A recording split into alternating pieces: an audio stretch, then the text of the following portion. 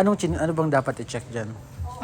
Normal po yan sir, pag ginagamit natin, siyempre mainit ang makina, mainit ang baterya, may evaporation na tinatawag yan, CCTV ko yan. Parang may napansin ako doon.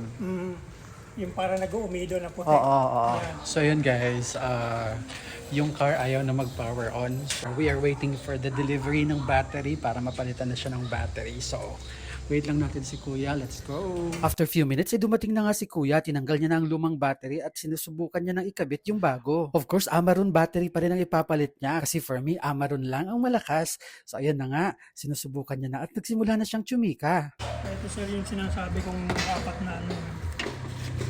Kayo ba yung nakausap ko mismo sa phone? Opo. Okay. Yung battery ko kasi na yun, hindi ko makapit eh. Oo nga po, kaya hindi pwede talaga yung highlight po. Oo. Po sir, Ay, naku, sayang naman. At ating nga napag-alaman na hindi na pala available ang kanilang freebies. pag ganyan na maraming freebie, maraming nagbibilihan. Yun nga, ayan, kakapit na siya yan, ano?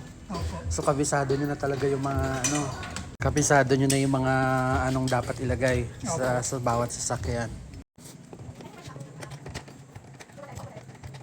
Yung lifespan ba ng battery, mga ilang years ba? Minimum naman po niyan sir, 2 taon. Pag naka 3 years, so sulit na, no? Pag 3 years, medyo ano na yan, puwera na lang kung na-check sa amin yan. Sir, dalhin nyo dun sa amin, i-check namin yan. Ano bang dapat i-check dyan? Normal po yan sir, pag ginagamit natin, siyempre mainit ang makina, mainit ang baterya, may evaporation na tinatawag yan, CCTV ko yan. Parang may napansin ako doon. Yung para nag-uumido na puti. Oo. Ayan. Pag nag-evaporate po yan, mababawasan yung tubig, tatapang yung natitira doon. Pag tumapang, yun ang sisira sa plates natin.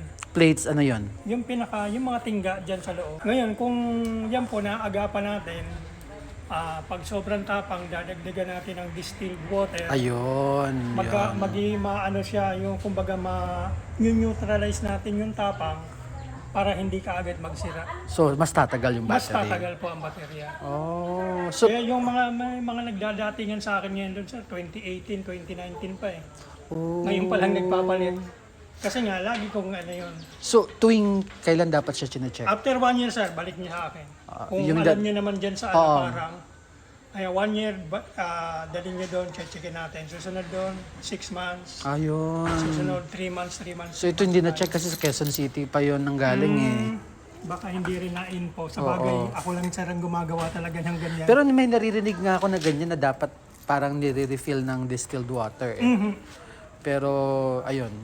Mahirap naman gawin mo na wala kang alam, di ba? So, mas maganda idadaan mo na lang. So, at least ito, sukat na mismo at nahigpitan, nalalak, no? Opo. Yun kasi, Alog-alog. yun hindi yun nalalak eh. Parang nakapatong lang dyan. Okay, titingnan na natin guys kung gagana. Kung magpa-power on na si Bless. Let's go.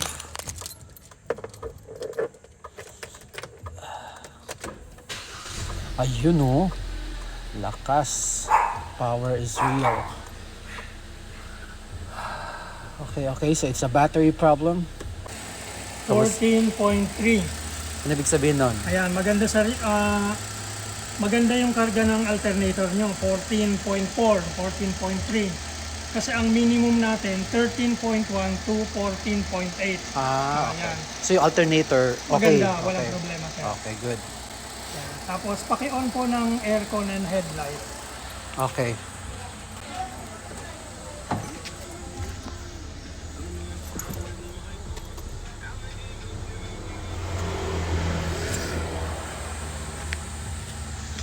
Ayan, okay lang sir, hindi nagbago. Same? O bumaba man yan, wala rin problema. Basta 13.1 ang minimum. Sa pagpapalit ni Kuya ng battery, ang dami kong natutunan, ang dami pa naming napag-usapan. At first time ko naka-experience na magkakabit ng battery na talagang in-explain yung mga detalye, paano iingatan at paano tumagal ang isang baterya ng sasakyan. Kaya sa'yo Kuya, saludo ako sa'yo and Happy Father's Day!